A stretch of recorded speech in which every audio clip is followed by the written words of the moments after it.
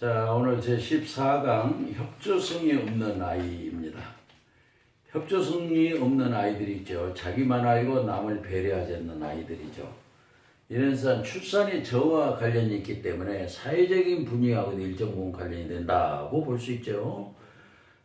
점차 여러 자녀를 두지 않으려는 사회적 현상, 하나만 있든지 둘만 있든지 이렇게 애동으로 자라도 가정에서도 형제 간의 협조심을 훈련하기 어려운 경우가 되죠. 자, 협조심이 없는 아동은 겉으로는 이기적인 모습으로 보이게 되죠. 이런 자기만을 생각할 때 협조하지 않는 것으로 보일 수 있는데, 이런 상황 우리가 간단하게 단정 지으려고 해서는 안 됩니다. 왜요? 그 속에는 여러 복합적인 특성이 담겨져 있기 때문에 그렇습니다. 그러면 이런 아이들의 특징을 얼른 보면 이렇게 몇 가지로 정리할 수 있어요. 첫째로 자기 일에만 신경을 기울이는 아동이다. 자기 일에만 신경 기울이기 때문에 남한테 관심을 못 갖죠. 그러니까 자기의 신경 쓰기도 바쁜 경우라고 볼 수 있겠죠. 둘째는 타인을 배려하지 못하는 경우다. 그러니까 이제 협조성이 없는 아이들은, 협조심이 없는 아이들은 대개 형제들이 없이 혼자 성장한 아이들도 있지만 형제가 여럿 있는데도 협조심이 없는 경우가 있어요. 그런 아이들 중에는 자기만을 중심으로 생각하기 때문에 타인을 배려하지 못한다. 이렇게 볼 수 있겠죠. 자, 마지막으로 친구와 어울리지 못하는 아동이다 라고 특징을 볼 수 있는데, 이렇게 친구와 어울리지 못하는 것은 자기만의 관심과 세계를 추구하기 때문이다.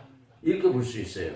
그러나 알고 보면 이들은 의도적으로 어울리지 않는 경우도 있지만 대개 온순한 친구와 놀아야 할 필요를 모르든가 환경이 또 친구가 놀 수 없는 환경이어가지고 어울리지 못하는 경우가 있던가, 우리 엄마는 다른 친구랑 못 놀게 하는 경우고 할머니에게만 같이 있다가 유치원 나온 애들도 꽤 있다고 하지 않습니까? 그런 경우를 생각해 볼 수 있겠습니다. 그러면 이렇게 협조심이 없는 아동이 왜 이렇게 되어질까? 라는 심리적 원인을 생각한다면 저는 세 가지를 생각할 수 있다. 일단 발달 환경의 관점에서 우리가 볼 수 있겠다. 발달 환경의 관점. 두 번에는 심리적 관점에서 볼 수 있겠다. 세 번째는 부모 양육의 관점에서 볼 수 있겠다. 이렇게 정리하자면, 그러면은 발달 환경의 관점은 뭐냐? 아이들이 물론 여기서 먼저 얘기하고 들어가야 될 것은 뭐냐면, 아이들이 협조성이 없다, 협조심이 없다, 그거는 어른들의 세계에서 말하는 사회성의 결함이 조금 다른 점이 있어요. 왜 그럴까요? 아이들이 의도적으로 회피하는 것보다는 자기 중심성에서 탈락하고 있다. 그러니까 자기 사랑, 자아 중심이 아직 덜 되어가지고 정상적으로 반응을 못해서 그런다. 이런 차원에서 봐야 된다 이거예요. 그렇게 보자면 발달 환경을 문제에 삼을 수밖에 없는데, 발달 환경에서 중요한 것은 불안정한 애착 현상, 을 우리가 잡아야 됩니다. 자, 불안정한 대인관계 경험. 또 하나는 정보 처리의 편향이 여기에 발달 환경과 관련해서 들어가겠습니다. 자, 그럼 불완전한 애착 현상이란 뭐냐? 일단은 아동의 발달에 관해서 불완전한 애착 형성은 협조심의 문제를 유발시킨다. 이렇게 봐야 돼요. 아이들은 어려서 어머니하고 애착 관계가 형성되어 건강한 인격체로 자라나게 되죠. 그래서 어머니와 안정된 애착을 이룬 아이는 성인이 되어서 타인에 대해서 신뢰감을 갖는다. 이런 얘기가 있고요. 또 지나친 의존성이 없어도 친밀한 인간관계를 형성한다고 심리학적으로 얘기되고 있습니다. 그 반면에 아이의 애착 행동에 대하여 어머니가 적절한 반응을 보이지 못해가지고 아이의 애착 욕구를 좌절시키게 된다면 아이는 불안정한 애착을 형성하게 된다. 그럼 애착이 형성 시기는 언제라고 볼 수 있을까요? 일단 1살에서 3살까지 여기는 무의식 시기인데 이때는 스킨십이 가장 중요하게 작용을 하고, 4살에서 7살까지는 자기 주도성, 의식이 커가는 있다니까 자기 주도성을 인정해주면서 존재감을 인정해주는 존재 인정. 그것이 이제 중요한 애착일서의 기초라고 볼 수가 있겠죠. 그 다음에 대인관계 경험 문제도 어려서 아이들 노는 경험이 굉장히 중요한 관계의 바탕이 된다고 하죠. 아동은 대인관계에 친밀감이 발전하고 협조심도 발전한다는 거예요. 그래서 이제 우리가 여기서 가볍게 보지 말아야 될 것이 있는데 그게 소꿉장난이라는 거예요. 소꿉장난을 하면서 서로 협조하는 관계 분위기를 경험하게 된다는 거예요. 알프레드 아들러는 그런 말을 했죠. 아이들이 소꿉장난할 때 이거 쉽게 보지 말아라고. 그리고 여자아이가 엄마 역할을 하면은 인형을 던지거나 하는 것을 하지 말게 해야 된다. 왜? 그것이 모성애를 망가뜨리는 상처를 주는 것이 되기 때문에 엄마 역할을 하는 아이는 엄마 역할을 잘하게 하고 아빠 역할을 하기로 포하거나 무도한 그것이 아니라 건전한 아빠의 모습을 흉내내게 하는 것이 나중에도 인격적으로 연결이 된다. 소꿉장난의 중요성을 얘기한 것이 바로 소꿉장난 단순한 놀이가 아니라 일종의 인격의 역할놀이다. 이런 차원에서 봐야 된다는 것이었죠.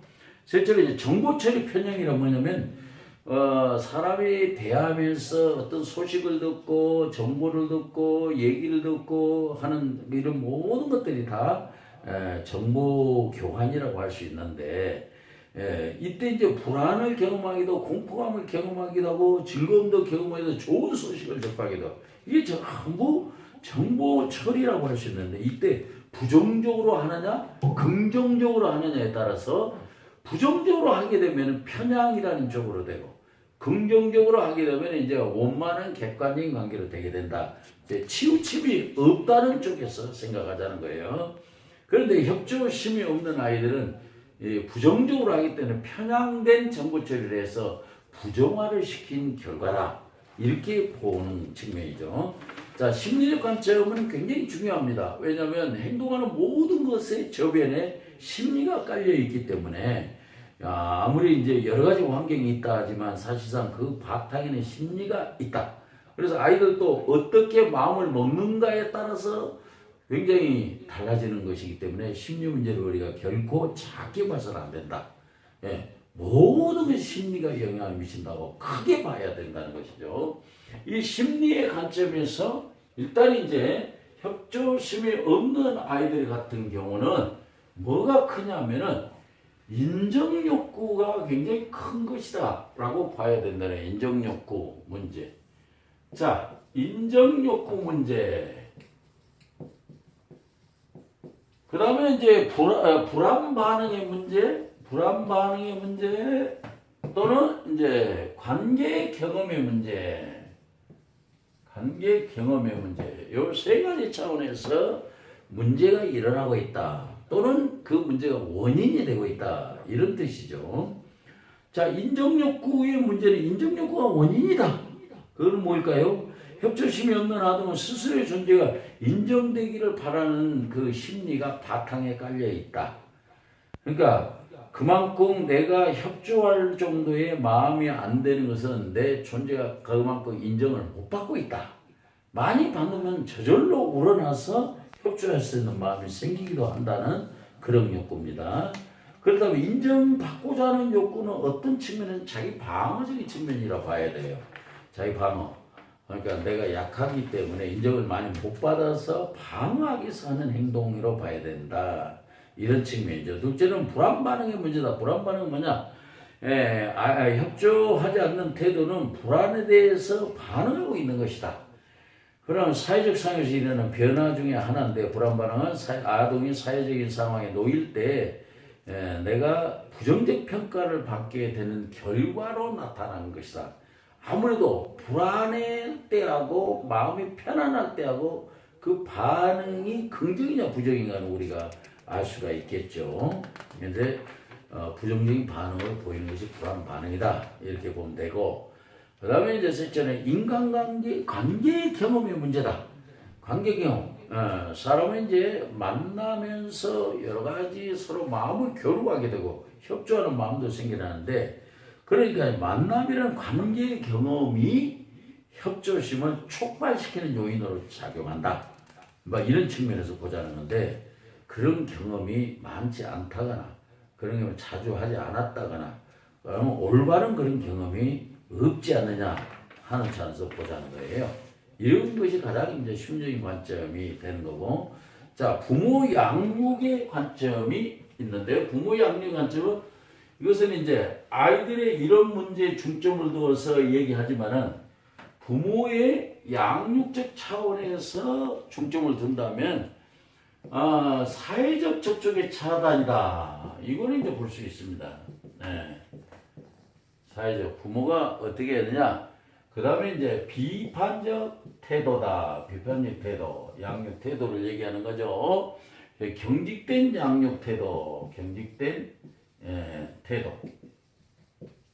여기다 이제 양육 태도를 의미하는 것이죠. 비판적 양육 태도, 경직된 양육 태도. 이것이 문제다. 보는 건데. 자, 그러면 이제 사회적 접촉의 차단이 뭐냐? 가정에서부터 사람을 자꾸 접촉하는 훈련이 덜 되었다.